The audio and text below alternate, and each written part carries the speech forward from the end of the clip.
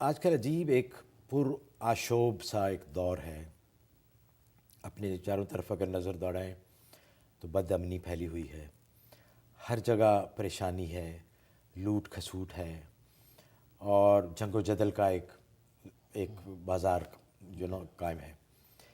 تو ذرا اسلام کو مد نظر رکھتے ہوئے اور پرانی تاریخ کو مد نظر رکھتے ہوئے، روایات کو مد نظر رکھتے ہوئے، تو ذرا فرمائیے ناظرین کے لیے کہ کیا اسلام میں کوئی ایسی رہنمائی ہے کہ ہم اس دور میں یا جب بھی ایسا دور آئے یا جب بھی ایسے حالات ہوں تو ہم کس طرح اپنی اصلاح ایسے دور میں کر سکتے ہیں اور یہ حالات کس طرح ٹھیک ہو سکتے ہیں؟ نحمدہ ونصلی ونسلم علی رسول الکریم، اما بعد. امن و سلامتی کے حوالے سے اسلام نے دو تصور دنیا کو دیے ہیں، اور وہ دونوں تصور جب توازن اور اعتدال کے ساتھ چلتے ہیں تو دنیا میں امن اور سلامتی قائم رہتی ہے. جب ان دونوں تصوروں میں عدم توازن پیدا ہوتا ہے، عدم اعتدال پیدا ہوتا ہے، تو بد امنی اور لوٹ گھسوٹ جو آج نظر آتی ہے وہ پیدا ہونے لگتی ہے. علمی زبان میں ان کو یوں کہنا چاہیے کہ ایک نظریہ جو ہے وہ اقترابات کہلاتا ہے اور دوسرا ارتفاعات.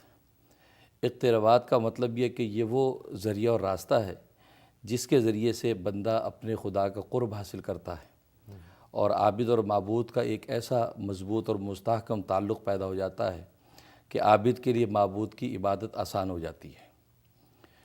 اور یہ جو تصور ہے یہ العظمت للہ کے تحت پیدا ہوتا ہے کہ العظمت للہ کا تصور انسان میں قائم ہوتا ہے تو یہ تصور سامنے آتا ہے. دوسرا ارتفاعات یہ وہ راستہ ہے کہ جس کے ذریعے سے بندہ اپنے جیسے دوسرے بندوں کے ساتھ رشتہ اور تعلق استوار کرتا ہے اور اس قدر مستحکم اور مضبوط تعلق قائم کرتا ہے کہ دنیا کے کسی بھی خطے پہ کسی انسان کو کوئی تکلیف پہنچتی ہے تو دکھ اس کے سینے میں کروٹیں بدلنے لگتا ہے. یہ جو تصور ہے یہ الشفقۃ علی خلق اللہ کے تحت پیدا ہوتا ہے.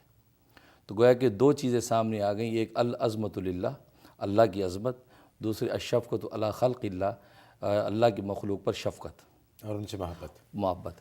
جب یہ دونوں چیزیں ساتھ ساتھ چلتی ہیں، اور یہ گویا کہ اسلام کے ارکان کی تکمیل کا ایک ذریعہ ہیں یہ دونوں تصور، جب یہ قائم رہتے ہیں تو امن و سلامتی گھر کرتی ہے. اگر العظمت للہ تو ہے، اللہ کی عظمت تو ہے، لیکن اللہ کی مخلوق پر شفقت نہیں ہے تو گویا کہ یہ سارا توازن بگڑ جاتا ہے. یا شفقت علی المخلوق تو ہے لیکن عظمت الہی نہیں ہے تو یہ سارا توازن بگڑ جاتا ہے.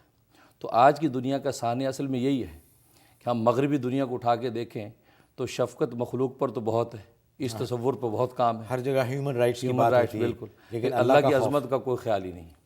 اور اگر ہم اپنی امت کو مجموعی اعتبار سے دیکھیں تو امت مسلمہ میں مجموعی اعتبار سے اللہ کی عظمت کا تصور تو زور پکڑ رہا ہے، لیکن مخلوق پر شفقت کا تصور کمزور ہوتا چلا جاتا ہے.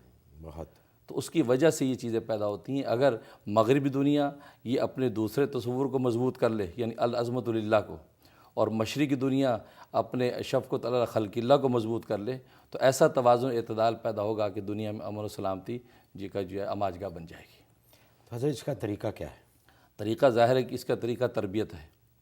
اس کا طریقہ تربیت ہے. اگر مغربی دنیا کے اندر یہ کمی ہے عظمت الہی کے حوالے سے تو اس کی تربیت کی جائے، کونسلنگ کی جائے، اس پر محنت کی جائے. اس کو سب سے پہلے تو اس بات کا باور کرایا جائے کہ یہ کمزوری ہے جس کی وجہ سے یہ مسائل پیدا ہوتے ہیں.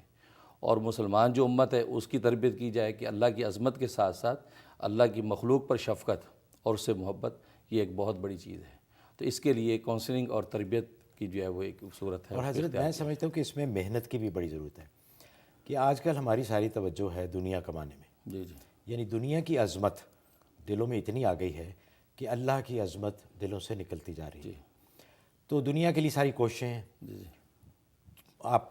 میں اپنی زندگی دیکھوں اگر صبح سے لے کے شام تک ایک ہی فکر رہتی ہے کہ کس طرح دنیا میں کامیابی آ جائے، کس طرح مال زیادہ آ جائے.